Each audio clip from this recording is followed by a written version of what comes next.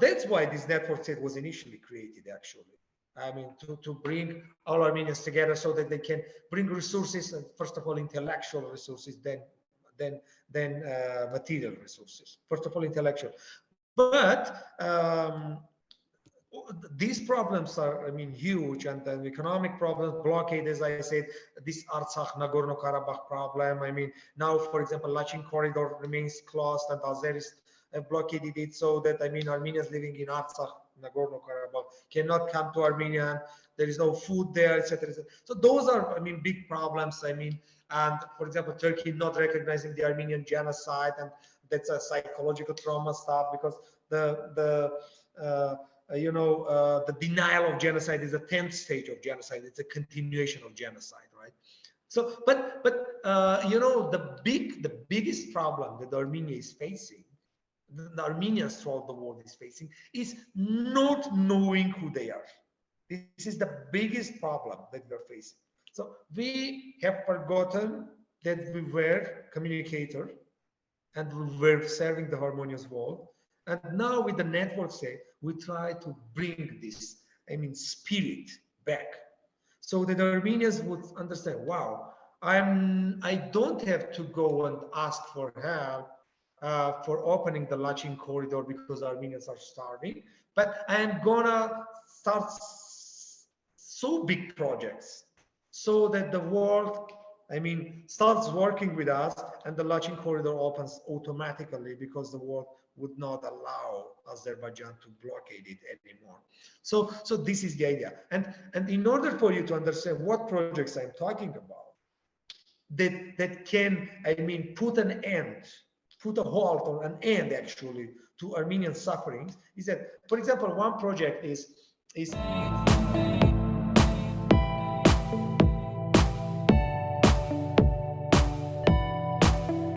Hello and welcome to another episode of the Network State podcast. Today we are joined by Vahram Ayvazyan to understand Armenia's history and how it could benefit from network state technology to solve its current problems, while also exploring the ideologies new network states should adopt and why. Vahram, welcome to the interview. Hello, thanks a lot for inviting, and it's my pleasure to be here. So before diving in, I'd love to just hear a little bit about how you got started in your field. What interested you about this to begin with? Well, actually, I have always been interested, I mean, in networking, in global networking, actually, because I am someone who has traveled, I mean, a lot. I mean, albeit being, I mean, young, I have managed to travel to some 30 countries already, and I lived in different countries, and I have always been amazed with different cultures, different people, how they think, how they react to different socio-political circumstances, and how they behave in different situations, and I have always been interested in building a platform where those people who meet each other, who have same pains actually, and who have same solutions, can work together. And I also have some background with working in international teams and with different cultures, and so this networking have always been something that moved me forward, you know, and it was I never, I mean, got into scholarly field of network states. Of course, I mean, my background is international relations and diplomacy, and I also was involved in genocide studies, but I never in my life, I mean, before, of course, was into, I mean, scholarly work related to network state and those social, political, economic structures. But then when, I mean, we had this Armenia, I mean, war, I mean, Azeri-Turkish attack against Armenia in 2020, and what happened to Armenia and to the Armenian diaspora in general. So I came up with this, I mean, building this network for the Armenians. But then all of a sudden, and to my good surprise, I realized that you need to engage, not engage all people, not only Armenians. So this was the historical background of my network, of my love towards the network state concept. But I can tell more, of course, during the talk. Yeah, so I'd love to introduce what we have in store for our listeners today. 2020 was disastrous for Armenia and its diaspora, as Armenians lost 1/4 of their homeland, de facto losing Artsakh, leaving thousands of victims dead and wounded, prisoners of war, displaced people, and refugees. In response to this, Vahram Ayvazyan, the founder and board chairman at the networkstate.io, an international relations and genocide scholar, startup founder, and a climate reality leader, personally trained by former US Vice President Al Gore. The organization is a pan-Armenian movement that aims to unite Armenians worldwide and build a free, united, sovereign, and prosperous Armenia. However, it has now turned into a global project to build a harmonious world. Network states are just a means to that end. Today, Vahram will be sharing how he has used the technology of network states to help consolidate the intellectual and financial resources of the world Armenians to ensure the security and protection of the rights of Armenians globally. We'll also explore different network state ideologies and how these technologies foster great citizen participation and engagement in governance, increase transparency and accountability, stimulate innovation and entrepreneurship in Armenia and around the world, address some of the social and economic challenges that Armenia faces, such as poverty, inequality, and lack of access to services, and overall how a network state could provide Armenia with an opportunity to leverage its strengths, technology, and innovation to create a more participatory, transparent, and inclusive form of governance that better serves the needs of its citizens. You'll walk away with a better understanding of Armenian history and how it and countries like it would benefit from network state technology, ideas on how to compare and contrast different ideologies for new network states, and actionable insights to create your own network state movement. So on that, tell us a little bit more about how your work can benefit different people, either Armenians around the world or people interested in starting their own network states. Thanks a lot for the introduction. And yeah, definitely. The network state as a concept, as you clearly mentioned, it should be a means and not an end. So the most important thing here is to define what the end goal is. Because there are a lot of networks and there are a lot of concept structures that are network state-like structures who can have an evil goal or evil end, which must be criticized, of course, and must be brought back to a right path.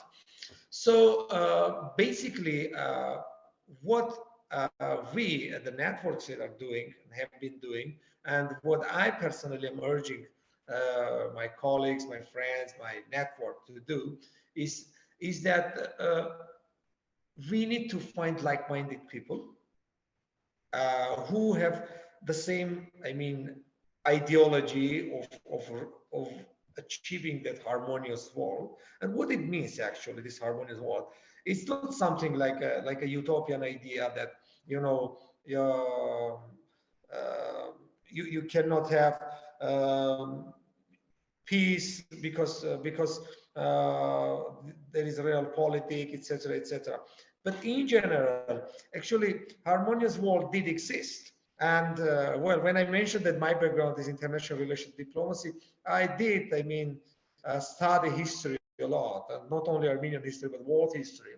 And I am still, of course, trying to find, more details, truth, doing more research. And what I could find out was that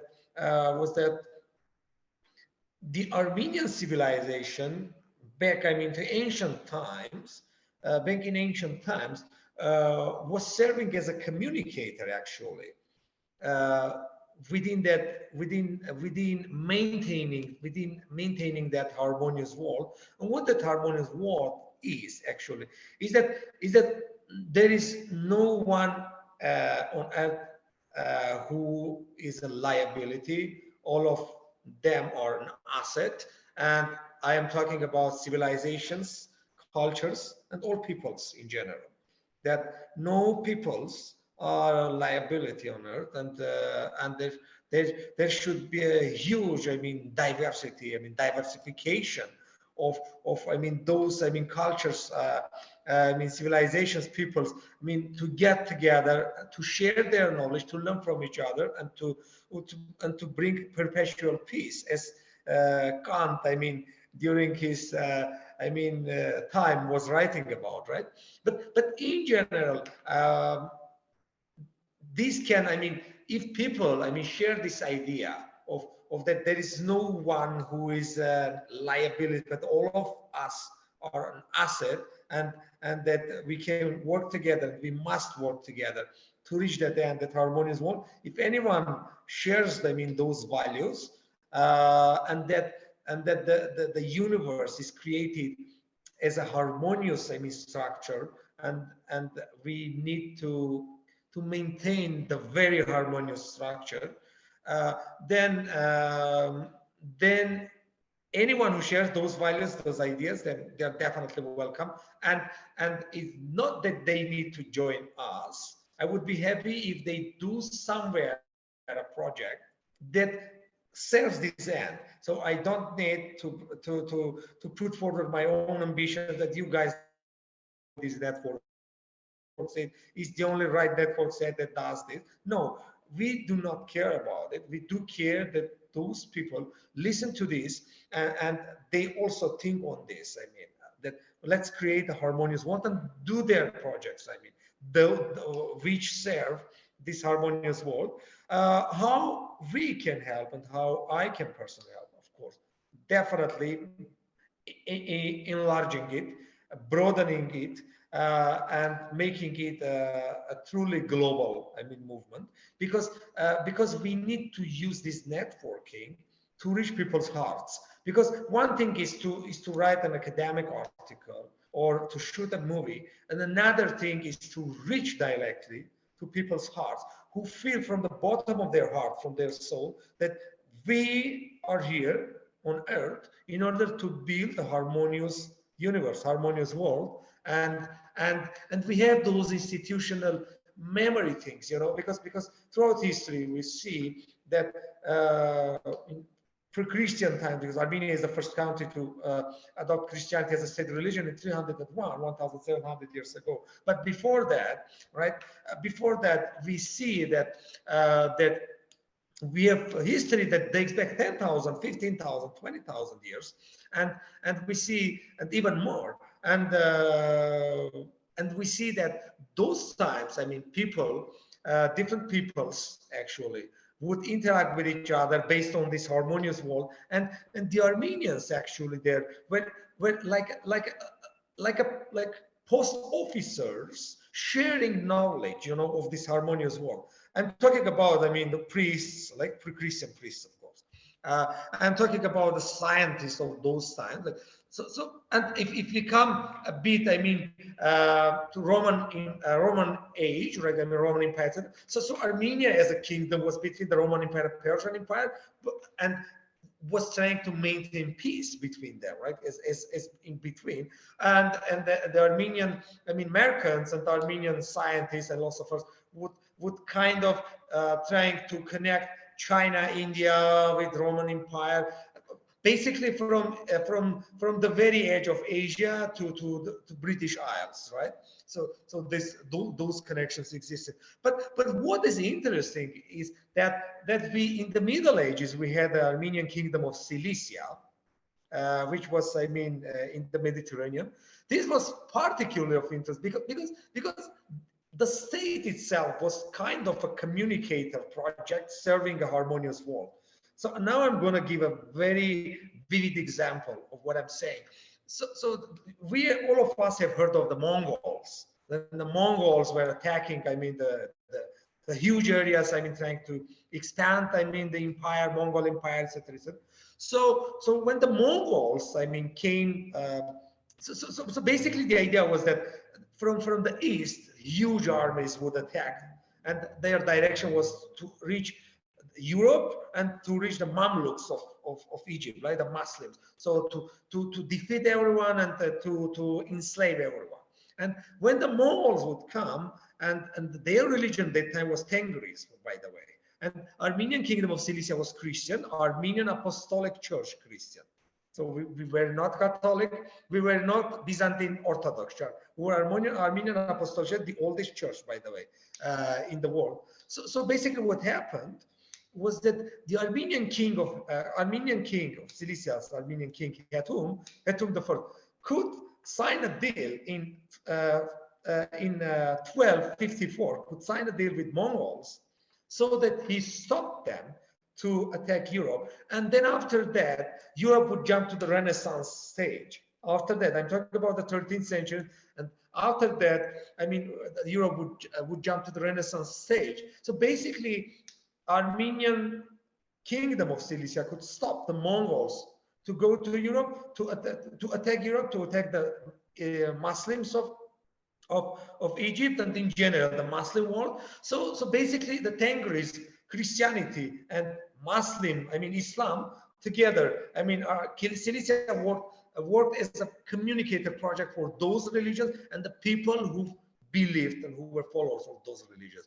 This is of particular interest. And of course, I mean, if you go to Venice archives, of course, diplomatic archives, you could find out that a lot of, I mean, Cilicia knowledge, I mean, Armenian knowledge of Cilicia, of the kingdom would I mean, go to Europe. And that's why, I mean, we would have this Renaissance in Europe, thanks to this Cilicia activity, you know.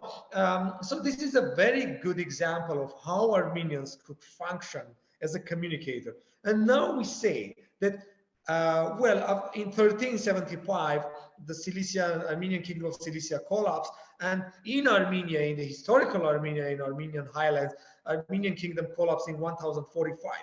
And for 900 years, we didn't have, state, because we were in the Ottoman Empire, Scythian Empire, Russian, Empire, part of Russian Empire, right?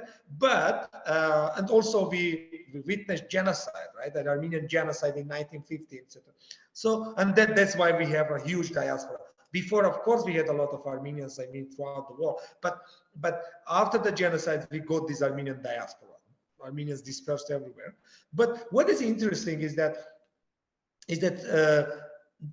the very, annihilation, elimination of the Armenian factor served the role of this calamity, you know, when that was the reason, you know, I think because when you don't have a communicator that communicates Tengrism, Islam and Christianity, then you will achieve, high-level tension where you will face, World War, you will face, Holocaust, etc., you know. So basically the Armenians, were serving this, according to me and according to non-Armenian scholars. For example, one of them is Scottish scholar Freddie Silva, for example. So who again, says the same. So basically this is something that we now announce, we now declare that we are coming back with the same agenda. Armenia now, as a state, in my opinion, in many of our teammates' opinion, is that it is a reservation state and doesn't serve the humanity and doesn't serve the Armenians, the very Armenians, the state, because it doesn't represent the Armenian interest. And we say that in order for the Armenians to come back, to stage a comeback, we need to announce, to declare to the world that we are coming back as a world Armenians, as a subject, Pan-Armenian movement, and we come to serve the world as we did 1,000 years ago, 2,000 years ago, and that's our mission. We cannot, do another way, because that's in our genes, that's in our, mission, that's in our national code, if we call it this way, right? So basically, we're coming this way, and to my good surprise, when I started talking about this, and when I started publishing articles, giving interviews about this, a lot of non-Armenians got super interested in this. And now I know why, because I met a lot of foundations, Indian, Japanese, Greek, Persian, etc. Those guys, what they would say that if Armenians say this, it's acceptable. For example, imagine just an American think tank or American movement or American government saying this, that we are going to build a harmonious world. Many non-American, anti-American sentiments will say, oh, another responsibility to protect movement, to maintain American power in the world, something like that. Or imagine if a Chinese, think tank of a Chinese government says, oh, wow, a Chinese comeback, so to maintain Chinese power in the world. But when Armenians say, no one would say that Armenians want to be a global power, So that's our advantage. So our advantage is in our, put it bluntly, is in our, how to say it, harmlessness, if put that in geopolitical terms. So basically, you do not have a big geopolitical ambition to maintain power in the world in Armenian terms, because you don't have, that mission, that goal, first of all. And second, you don't have that reach. All right? So that's why if Armenians tell this, and because Armenians have proved, through history, that they work that way, so it is acceptable. And imagine there were some Indian think tanks who got happy with this. I remember I met with some of them, and they would tell me that, wow, we came here to remind you who you were, and now we see that you have, you have a good memory. You could find out who you were, because this, knowledge, of Armenia as Armenians as a communicator between civilizations, cultures, peoples. Not many Armenians know about it, and not many Armenians share it. Yeah? But when you start, talking about it, it gains momentum, And anyone who, being Armenian or non-Armenian, who shares those ideas that we need to serve the harmonious world is welcome to join, to write to us, to share, their knowledge, to criticize, to make suggestions, but we have some concrete project which I can tell, at a later stage, during the interview. So, there's a lot of interesting things there. The first thing I want to do is kind of give this crash course on Armenian history. Please correct me if I get any of this wrong here, but Armenian history is very rich and complex, spanning over 3,000 or even 10,000 years. Armenians are one of the oldest nations in the world with a unique culture, language, and history. In the ancient world, the kingdom of Urartu, also known as the kingdom of Van, was located in what is now modern-day Armenia. It was a powerful kingdom that thrived from the 9th to the 6th centuries BCE. And the Urartians were skilled in metallurgy, agriculture, and engineering, and they built impressive fortresses and irrigation systems. And during the 4th century CE, Armenia became the first nation to adopt Christianity as its state religion. This decision was made by King Tiridates III, who was converted by St. Gregory the Illuminator. Christianity played a central role in Armenian culture and identity, and the Armenian Apostolic Church remains a significant institution to this day. Throughout history, Armenia has been invaded and occupied by various empires, including the Persian, Byzantine, and Ottoman empires. And during World War I, the Ottoman Empire committed genocide against the Armenian people, resulting in the deaths of an estimated 1.5 million Armenians. And in 1918, Armenia declared independence, but it was short-lived as the Soviet Union annexed the country in 1920. Armenia remained part of the Soviet Union until its collapse in 1991, when it once again declared independence. Since independence, Armenia has faced a number of challenges, including economic instability, political turmoil, and conflicts with neighboring Azerbaijan over the disputed Nagorno-Karabakh region. Despite these challenges, Armenia has a rich cultural heritage and a resilient people who continue to preserve their traditions and history. So what I'd like to do with you, Vahram, is first to dive into the experience of Armenia today, the current problems, and how those problems could be addressed by network state technology. And then I want to move towards this vision that you've painted for us, which is building harmonious world. So first, what are the current struggles that you see today that Armenia is experiencing that could be addressed by network states? Thanks a lot. Just one short comment about the history. Yeah, well, definitely. According to scholarly articles, research, etc. Yeah, it can be some 10,000 years. But when you do more thorough research, on what Armenia as a civilization look like, you definitely go back even to 20,000, 30,000 years ago, because the mountain Ararat is in Armenian highland, right, where the Ark of Noah landed, and you understand that the humanity was saved there, right, because of the big flood, when the Ark of Noah landed. So we think that this Armenia's role as a communicator, as that mission also comes from there, because we should serve that idea to serve people so that they go to a right path, So of course, not getting into historical details, because it's a very long topic. Yeah, I just can say that we are very old, as a nation, and with huge knowledge and with huge connection with China, India, Egypt, Persia, Romans, Greeks, etc. Huge connections, which and even before them, right? So basically, there are a lot of documented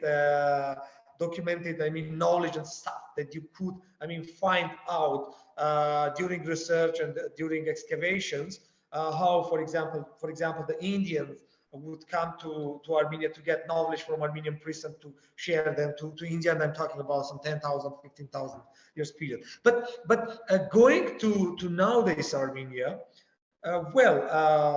nowadays Armenia as a republic of Armenia,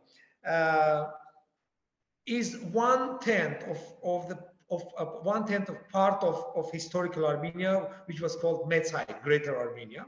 So it was 300,000 square kilometers, and nowadays Armenia is something like 30,000 square kilometers, excluding that Nagorno-Karabakh Artsakh region that you mentioned. Yeah. Why I mentioned this territory stuff? Because it's like a reservation that doesn't allow you to expand yourself, and not expand yourself militarily, but expand yourself first of all spiritually, because your roads are cut and you're facing huge difficulties. In order for you to understand, so our two neighbors have blockaded Armenia. There's a blockade, so the borders are closed with Turkey, and with Azerbaijan there is no border, there is a line of contact, so we call it line of contact. Okay, so basically this 1/10 of Greater Armenia, of course we consider that MENA region, Middle East and North Africa, from China and India to Maghreb, from Morocco, was the territory of Armenian civilization's activities. But the Armenian highland, where the Greater Armenia was located, was 300,000 square kilometers. And we think that this Armenian Republic of Armenia is a reservation, and doesn't, under no circumstances, it cannot represent the interests of all Armenians. And we have a lot of Armenians throughout the world. Well, the Wikipedia details say that some 10 million, 12 million, 13 million Armenians, and there are some 3-4 times more Armenians living outside of Armenia than in Armenia. For example, in the US, we have more than 1 million Armenians living in the US. If you go to Los Angeles, you will feel it. For example, Glendale is a completely Armenian city there. But in general, if you look to the problem, look at the problems that Armenia is facing, is definitely that forgotten knowledge. That's the first thing that Armenians have forgotten. I'm talking also about the Armenian elite. Armenian elite, economic elite, political elite. So the forgotten knowledge that that we once we were, I mean, serving the world as a communicator, we were, I mean, sharing our knowledge with, I mean, others. We were, I mean, serving the harmonious world, and now we are a reservation state trying to survive within the Turkish world, because Turkey, Azerbaijan, they try to put ourselves into their Turkish world where we cannot breathe at all. You know, Russia from the north, I mean, trying to maintain their, you know, Soviet and pre-Soviet style empire thinking and maintain empire, you know, into this region. So this makes things a lot of, I mean, more difficult than it seems. And the other problem is, of course, the Armenians, the very Armenians, not being able to exercise the resources of the diaspora. Because for your knowledge, I mean, we have nuclear, I mean, even we have nuclear scientists, nuclear physics professors in the US who could serve the Armenian nation, but they work in the US, right? And they serve the US state. It is good to serve the US state, but they should also serve the Armenian state if there was a structure who could, I mean, who could somehow call them to work, I mean, for Armenians. So that's why this network state was initially created, actually. I mean, to bring all Armenians together so that they can bring resources, and first of all, intellectual resources, then material resources. First of all, intellectual. But these problems are, I mean, huge, and the economic problems, blockade, as I said, this Artsakh, Nagorno-Karabakh problem. I mean, now, for example, Lachin corridor remains closed, and Azeris have blockaded it so that, I mean, Armenians living in Artsakh, Nagorno-Karabakh cannot come to Armenia. There is no food there, etc., etc. So those are, I mean, big problems. I mean, and for example, Turkey not recognizing the Armenian genocide, and that's a psychological trauma stuff, because the denial of genocide is a 10th stage of genocide. It's a continuation of genocide, right? So, but you know, the biggest problem that Armenia is facing, the Armenians throughout the world is facing, is not knowing who they are.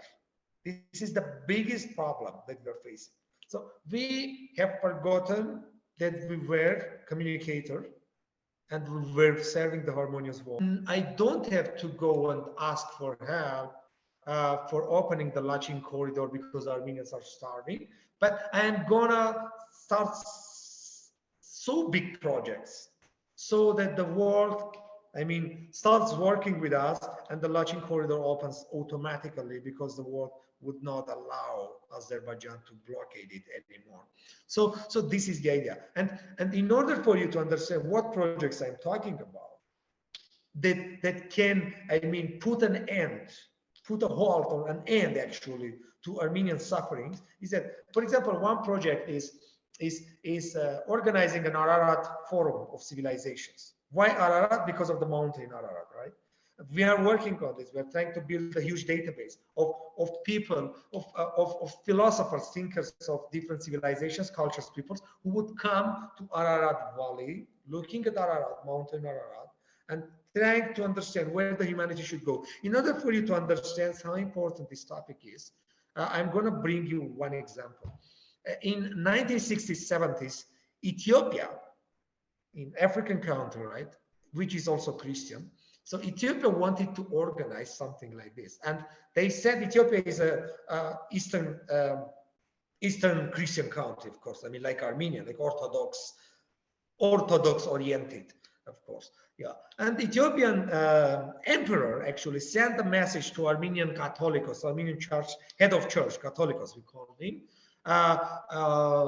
telling him that we invite you to lead a conference which is organized for Eastern churches, Orthodox Church, Armenian Church, etc., etc. And since the Armenian Church is the oldest one, then you have to lead it, and the agenda was how the world should live. This is very interesting. How the world should live according to those guys. I mean, who get together, I mean, in this conference. And you know what happened? The Soviet KGB, of course, knew about it. Wow, this is a good opportunity to enter Ethiopia.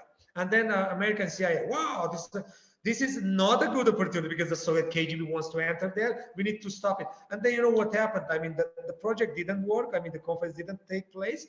And the Eritrea movement started. I mean, Ethiopia I mean, got parted from Eritrea. You know, Eritrea became independent. So basically, Ethiopia started suffering. I mean, because of this, you know, because this is very important topic. I mean, because this is where the humanity should focus, should work. I mean, should focus on and should work on. And we want to organize Ararat Forum so that the thinkers, Chinese, Indian, American, Russian, I don't know, Pakistani, Afghani, all Arab states. I mean, so sending their guys, you know, so the thinkers, so they come together, they try to give directions, how to build a harmonious world and what values we need to work on. And just one info, an Indian think tank, I'm not going to name it because it's a secret still. So an Indian think tank approached us and tell us that we need to work on a special project, small project, which will have huge, I mean, impact, is that future of work. What work should look like, because the capitalistic approach, it's that to gain maximum profit doesn't serve the humanity because the humans have lost many humanistic values as of now because of profit, because of, I mean, you know, maximizing profit. You know, I mean, you have, I mean, billionaires, and you don't understand what they are going to do with these billions, you know. So this type of stuff. So future of work. So basically, it's like a future of human concept, you know.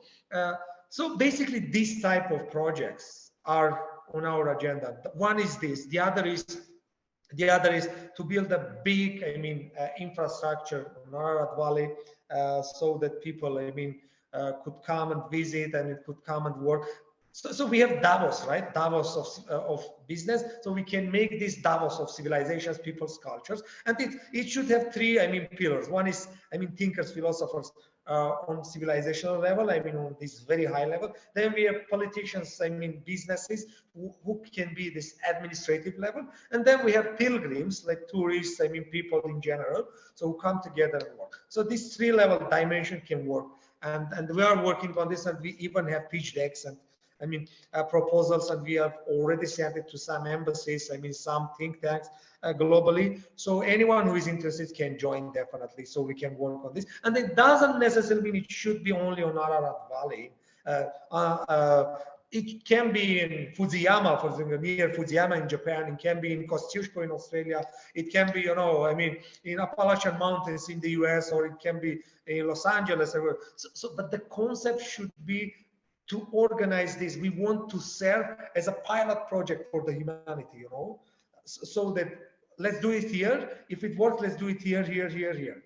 So this is the idea, and we also think of we also work actually of organizing security, I mean, structures, you know, because we think that no security organization now serves security. For example, neither NATO nor this common security treaty organization led by Russia, etc., etc. No security organization serves the very security. All of them serve the insecurity. So that's why we think that time has come to build something based on this harmonious world structure. And we are also working on this, I mean, meeting with people, even with ex-military, even with military, acting military, talking with them, trying to convince them that the way the structures function now doesn't work. So basically, we think that this way we can also provide security for the Armenians. Because Armenia is facing security, huge security, I mean, lack of security now. Because, you know, Turkey, Azerbaijan, I mean, the terrorists, I mean, brought by Turkey into the region. So they are a huge, I mean, danger to us, definitely. And we understand that we need to go global in order to solve this. To solve this these problems. And when you mentioned, how the network state structure can work, to have different. What I was saying was network state, because we build a database of thinkers, philosophers. That can be a civilization, people's culture database of thinkers, right? So those who have this forward-looking thinking and who understand that this world is facing huge problems and the system doesn't work, and that we need to move forward to build a new world where the human values, high values, will be prevalent and will serve the humanity. So anyone who shares all those ideas definitely is welcome to join. And even if they don't join, I would urge them to start run projects. By their own. And at some point we will do a synthesis, of course, and do bigger projects together. But what I want to say is that anyone who shares these ideas is already in that network state concept. And of course, the technology is here to help. There we have, this currency project, let it be cryptocurrency and even non-crypto currency project. We have this internet, that helps people. We have Web 3.0, metaverse, etc., etc. All this comes together to help. But the main thing is that the end should be harmonious world, and we are here to serve it. Got it. And I think, just to give everybody some context, right? A network state is a decentralized and digitally enabled form of governance that leverages technology to facilitate coordination and cooperation among individuals and communities. So if Armenia were to adopt a network state model, there are several potential benefits that the country could experience. And I want to dive into some of those. And then I want to come back to what you were saying about how you could use this technology to kind of create a global international think tank to address some of humanity's biggest issues. And where that happens doesn't matter. It's just what's actually going to solve the problems.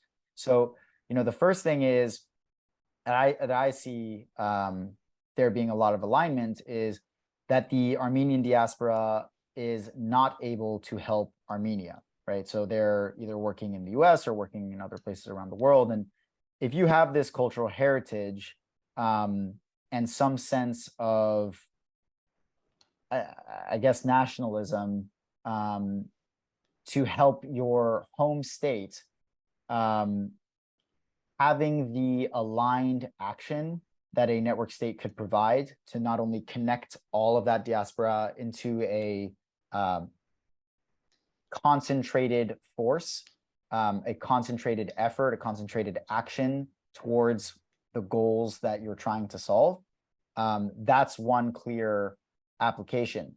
So what would be a way that you could illustrate for listeners how having an Armenian network state or a pan-Armenian network state would bring these people together and then create that think tank and then act on those ideas? Thanks a lot for the question. Yeah, actually, we have been doing this. Trying to engage Armenian diaspora to help Armenia.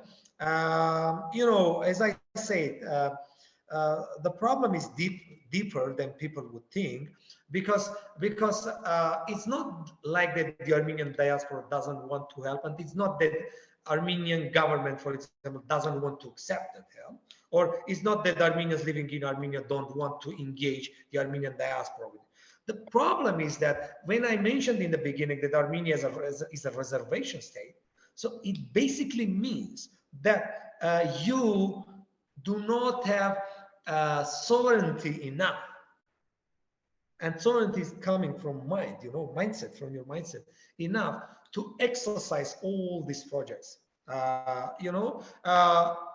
and the problem is political, geopolitical, and of course psychological, because imagine, you live for 900 years, you live under this empire, that empire, you forget that you were a harmonious world, builder, maintainer, and you forget that you were a communicator, and now from the center you became a periphery.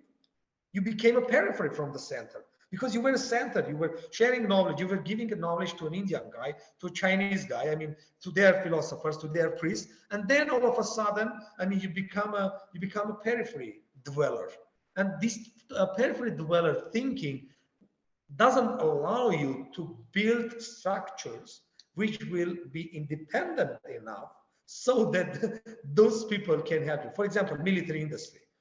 I mentioned nuclear science.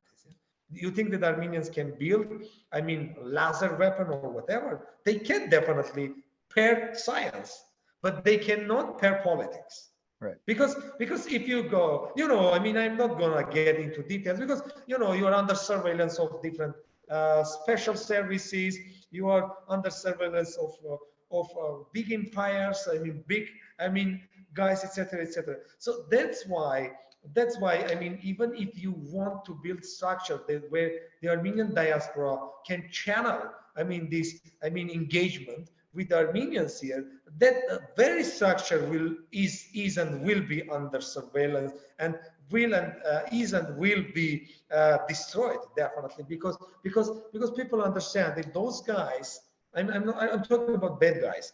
The bad guys will understand if those guys want to channel, I mean, this engagement, and when they channel, Armenia will maximize its resources, its spiritual energy, right? Because you have a lot of scientists who would come share their knowledge, and then all of a sudden you will remember who you were, and when you remember who you were, you will start, I mean, expanding that knowledge among Armenians and among non-Armenians, so that you try to build, I mean, you try to build the world that will not be of benefit of some bad guys, you know, so they cannot, I mean, you know, steal, they cannot, I mean, kill, etc., etc. This type of stuff, you know, as the world was supposed to be. I mean, this network state was, as I said, initially was created for that. And we even had departments, Department of Defense, Department of Foreign Affairs, Department of Pan-Armenian Bank, Department of Agriculture, Healthcare, etc. It didn't work that way because it's extremely difficult. Even if we try to engage the Armenian government, I mean, we are working with some entities, etc., etc.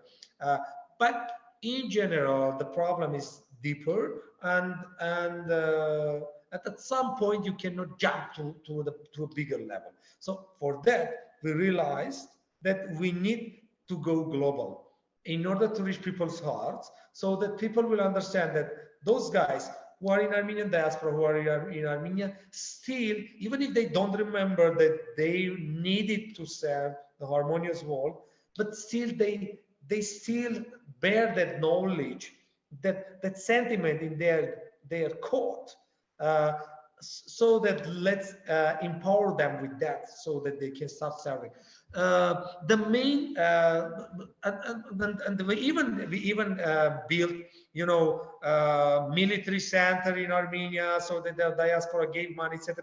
We did this type of project, but those projects are small, you know, because if you want to go big, if you want to engage global, I mean, population, you need to start, I mean, talking and implementing global thing. So Armenian diaspora and Armenians should serve the humanity for building the harmonious world. And the Armenian diaspora is #1 asset to lean on because of identity advantage. Because Armenian diaspora, having that identity, you don't need to convince them much. You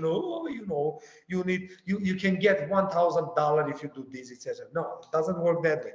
Thanks to identity, they would even voluntarily act as communicators, knowing that helps the motherland and Armenian highland as a place for Armenian civilization. You know, so this is the ideological structure of it. And of course, I mean, we have been running a lot of projects right now. For example, we run cleaning Wikipedia projects, and Armenian diaspora people participate in it. So we are cleaning anti-Armenian things from Wikipedia. We are right now doing that. It's just one project. I mean, for you to understand how it works, but that is not enough. I mean, because we want to go global. Yeah. So I want to like dive into also, right? Like, how will a network state, technology, the ability to connect people in these ways, foster greater citizen participation and engagement in governance, right?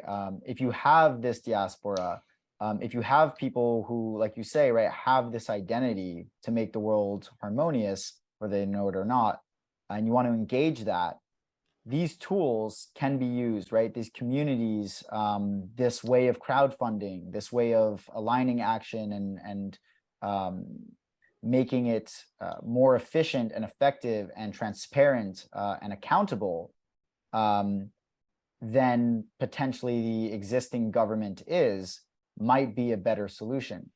Can you tell us a little bit about that? Definitely, that's a top problem, top issue. I mean, for example, a lot of governments, and the Armenian government cannot be an exception, can be jealous. What are you doing? Wow, building structures that are transnational, and those structures at some point will have more power than the governments do. But you know, the very concept of the nation state itself, I think, is outdated as of now. Because, why I'm saying that, because the nation states were never built based on people's thinking, people's, I mean, mentality, people's, I mean, culture, civilization, etc., etc. They were built, I mean, strong guy would, I mean, impose their will on weak guys, and that's it. This is nation state. That's it. Nothing more exists. So this is a problem. I think this Westphalia system is a problem, and I do think that when I mentioned that you need to reach people's hearts, this is the solution. When you reach people's hearts, then people, whether they are in government or outside of it, definitely, as you said, citizen participation, right? But definitely, I mean, make an influence on decision making. Even now, there are some, I mean, good examples of how we did influence on decision making. I'm not gonna give much details, but I can say a big country. I got a chance to meet the ambassador of a big country in Armenia. I'm not telling the country's name.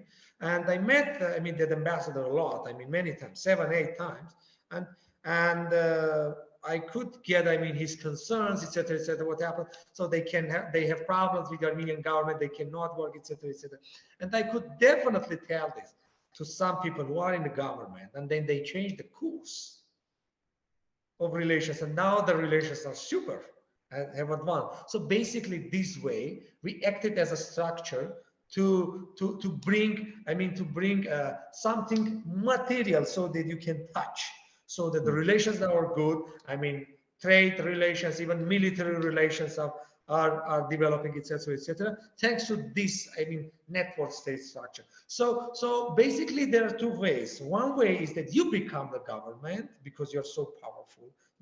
But the second thing, which is easier and which is subtle and which is better, of course, so you don't waste much more resources on this, and you don't, I mean, get into, I mean, this political, I mean, slow level political, I mean, fights, is that you have your people in governments. And I'm not talking about only Armenian government. You have your people in American government, you have people in Russian government that influence Putin, that you have or Biden or Xi Jinping or whoever else. By the way, in Armenia, we call Xi Jinping. In English, it's Xi Jinping.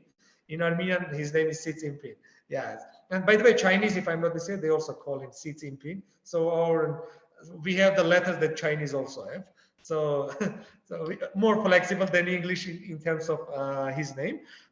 So basically, or you influence, I mean, Narendra Modi or in India, etc., etc. So basically, this is, I mean, not a difficult thing, I mean, to achieve if you build this structure. Network state is not just technology. You know? It's first of all, it's sense of belonging.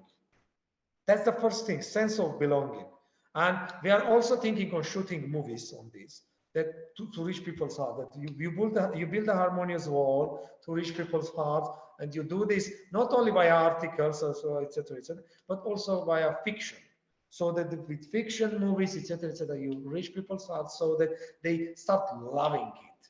That this is their own. It's not just Vahram's thing, or it's not just Adrian's thing, but this is their own thing, so that they also need to be engaged. So the government itself, I mean, since you are not in politics, in party politics, etc., you are not a danger to them at this stage. And if the guys in the government are good guys, will definitely share your ideas, because what you say is not harmful to them in long-term basis, of course. And because you say that you bring Harmonious World, and for Armenian government, you also bring security, because you say that, you know, guys, I mean, Chinese, Indian, American, Russian, etc., they come together to work here. So you organize a civilizational Davos here, and if you organize a civilizational Davos here and it becomes permanent, then I think, I mean, a lot of countries will think twice before attacking, I mean, your land, etc., etc. So this is just one, I mean, basic example, you know. So you kind of try to bring solutions. The governments, I mean, citizen participation, Wikipedia cleaning is something that the government needed to do, especially the Ministry of Culture, because there are a lot of, I mean, misleading information in Wikipedia about Armenia, about Armenians. Right? So the Ministry of Culture needed that they don't do it, we do it. So this is something they are happy with and they can be proud of.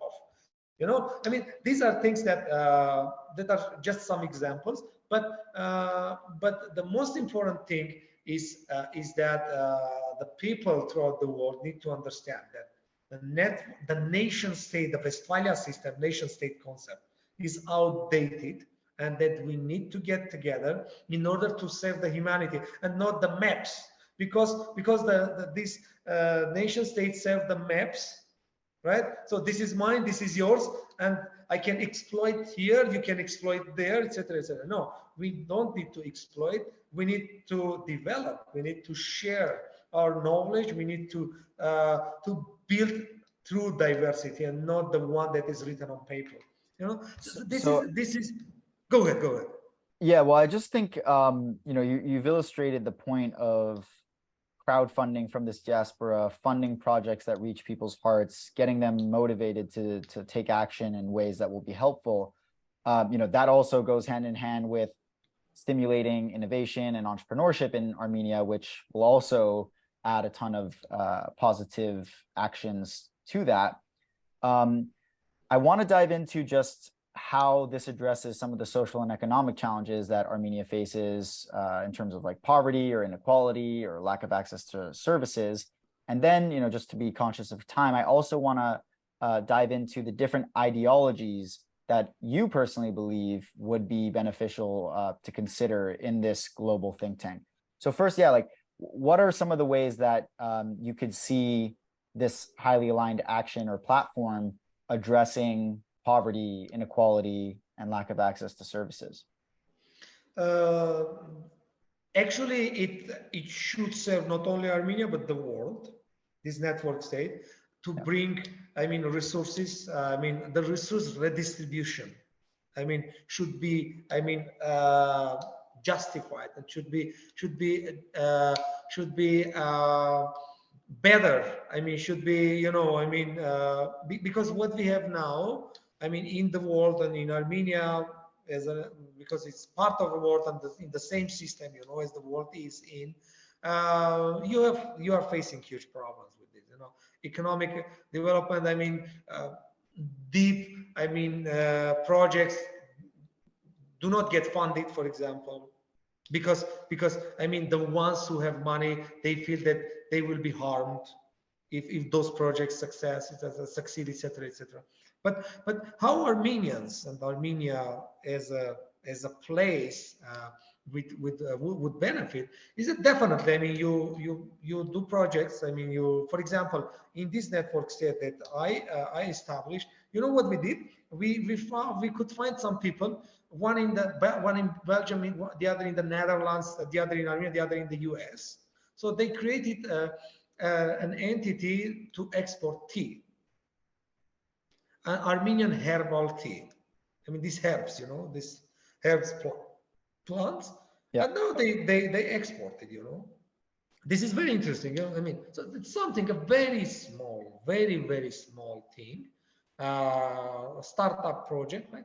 So basically, thanks to the network, say the people could find each other, and now they work on it, So this is just very, I mean, small example.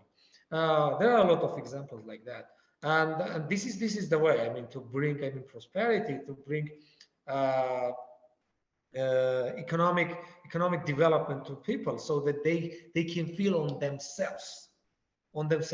But the most important thing is that you bring sense of belonging to them, because if they start thinking that they belong to special, call it a network state or harmonious world community, then it's something, another level, I mean, they start, I mean, thinking different way. Yeah. So this is about, I mean, this, I mean, economic development, and it's, I mean, there are a lot of examples, not only Armenian networks, but a lot of networks that have done this and have been doing this. So I think like the point about feeling a sense of identity, right? Identifying with a particular issue or identifying with a sense of self that is shared, has been shown psychologically time and time again to be one of the most powerful, if not the most powerful motivator to get people to act, right? People act consistently with their sense of identity. So if your sense of identity is to be the kind of person that is building a harmonious world, it's much more likely that you're going to do that. So given that, I want to dive into how you think about the different ideologies of network states. If there were this Davos of humanitarian, harmonious peace, or building better worlds, building better societies, what would that look like to you personally? And then let's dive into the different possibilities there. I am aware of different network state concepts and different network state ideology. And of course, I read Balaji Srinivasan's book, The Network State. And there are a lot of things that I celebrate written there. And I mean, in different network state movements, there are a lot of things that I do not agree with in the book, and also in those, I mean, movements, in those initiatives, network state initiatives. But the good thing is that they are gaining momentum. This is very interesting thing. So basically, I like the very concept of the network state. It's just you had the nation state, and now you are jumping to network state.